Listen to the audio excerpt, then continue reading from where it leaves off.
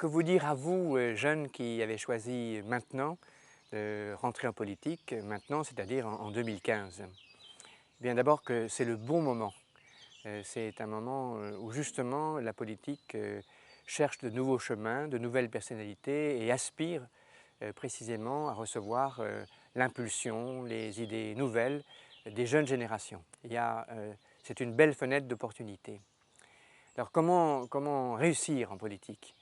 Eh bien, paradoxalement, je crois que c'est en étant conscient du trésor que vous portez si vous êtes croyant, c'est-à-dire si vous êtes structuré par une éthique personnelle, une éthique sociale, parce que le christianisme comporte aussi une éthique sociale, aussi bien pour les relations entre les groupes, entre les nations, entre les communautés. Eh bien, c'est d'être fidèle à cette éthique intérieure, à vous montrer en toutes circonstances honnête, à vous montrer généreux, bref, à essayer de faire en sorte que vos actes, votre comportement personnel soient en accord avec ce que vous préconisez sur le plan politique. Cette cohérence sera votre meilleur atout, même si de temps en temps vous aurez le sentiment de l'échec. Cette cohérence est le plus noble du politique et c'est très attendu aujourd'hui. Donc je vous le répète, soyez conscient du trésor que représente votre structuration personnelle, morale, éthique, qui vous conduira à mettre en accord ce que vous dites et ce que vous faites, et réciproquement. C'est un trésor. Et en second lieu, pour vous former, parce que c'est maintenant que vous acquérez votre formation, quand vous serez vraiment très engagé, ce sera difficile d'investir dans la connaissance. Je vous recommande de travailler particulièrement les grands anciens du courant politique qui vous est proche. Il y a de très grandes figures dans le courant dont vous vous sentez proche, qui a votre sympathie, et il faut relire l'histoire de ces grandes personnalités, relire aussi leurs principaux ouvrages, se souvenir au fond de la manière dont elles ont su inventer du neuf. Ces fondateurs ne sont pas des gens qui ont répété ce qui les précédait, mais face à des situations changeantes de l'histoire, ils ont été capables de donner un sens nouveau à la vie collective et de le faire partager.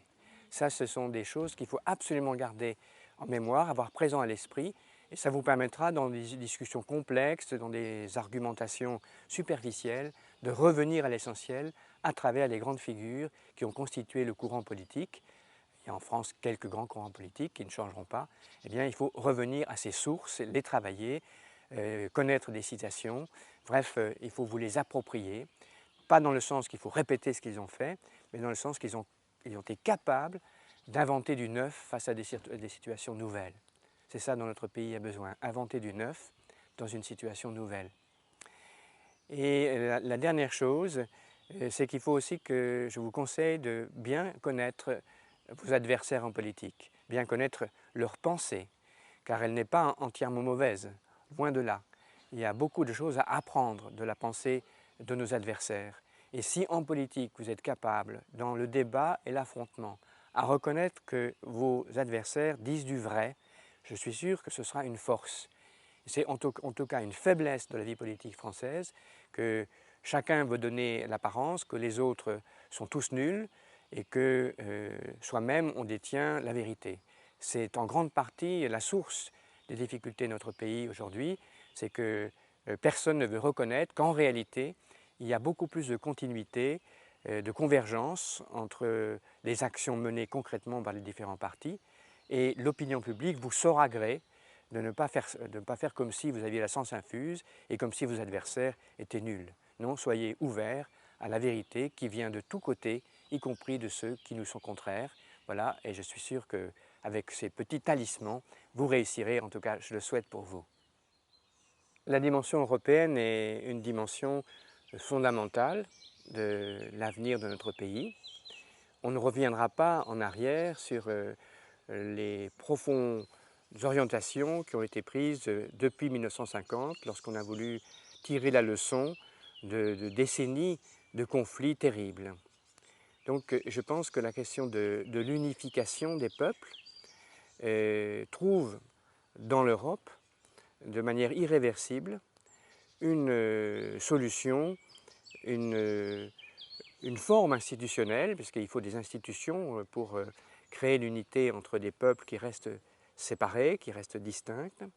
Et donc j'ai bien confiance que la trajectoire européenne va être un cadre que vous continuerez de trouver aux différentes étapes de vos choix politiques. Aujourd'hui, elle traverse une très forte crise de confiance. Nos opinions publiques donnent le sentiment qu'elles brûlent ce qu'elles ont adoré et une partie des courants populistes qui insistent sur l'identité nationale apporte aussi une forme de repli sur soi et de haine de l'autre. Et donc tout ceci fait qu'on a du mal à parler sereinement de l'Europe aujourd'hui.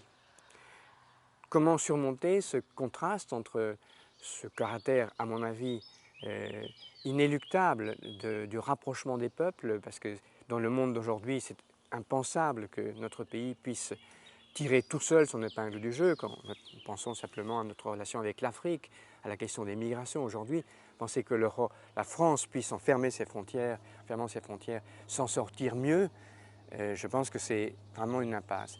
Mais comment surmonter donc ce déficit de confiance, c'est pour le moins qu'on puisse dire, de la part de l'opinion publique, avec laquelle il faut travailler quand on est de la politique, et puis la perspective lointaine de l'unité. Je pense que c'est en ayant un regard confiant mais critique. Vous arrivez en politique, vous n'êtes pas obligé d'assumer tout ce que la construction européenne a fait jusqu'à maintenant, et particulièrement ce qui s'est fait depuis 20 ans, et qui n'est pas nécessairement en accord avec les fondements même de la construction européenne. Donc je vous conseille de prendre connaissance des textes fondateurs, de l'appel de Robert Schuman de mai 50, mais aussi de la Charte européenne des droits humains fondamentaux. Avec de tels textes, vous verrez ce que signifie vraiment la construction européenne et vous serez en situation également de critiquer ce qu'elle n'a pas bien fait. Critiquer le manque de subsidiarité, des règlements trop tatillons et surtout une méconnaissance des attentes de nos concitoyens. Il n'est pas normal que la dimension sociale de l'Europe, le fait qu'elle exprime de la solidarité entre les peuples, soit si peu considérée. Il n'est pas normal qu'il n'y ait plus de projets pour les 20 ans qui viennent, puisque l'Europe elle est faite à travers du long terme. Il n'est pas normal que l'Europe ne se préoccupe pas suffisamment de la réduction des inégalités, de la lutte contre la pauvreté, la lutte contre le chômage. Ça doit être fait bien davantage. Et il n'est pas normal aussi qu'elle soit si compliquée et que les citoyens ne puissent pas comprendre la manière dont les décisions se prennent. Donc je vous invite à être, en tant qu'arrivants sur la scène de l'Europe, des acteurs de simplification. N'ayez pas peur de demander une nouvelle constitution pour l'Europe, qui soit plus simple et qui permette qu'effectivement, lorsque les citoyens s'expriment dans un référendum, leur voix soit entendue. N'ayez pas peur de demander que l'Europe se réduise à un petit nombre de pays qui veulent aller de l'avant, quitte à ce que les autres les rejoignent. N'ayez pas peur de vouloir qu'elle s'occupe des vraies questions, c'est-à-dire des affaires étrangères, des relations avec le monde, de la question de la défense. L'Europe n'est pas faite seulement pour elle-même, elle est faite pour une relation avec le monde et c'est désormais sur ce terrain qu'il faut qu'elle se déploie. Le champ est ouvert des nouvelles possibilités, c'est à vous de les ouvrir.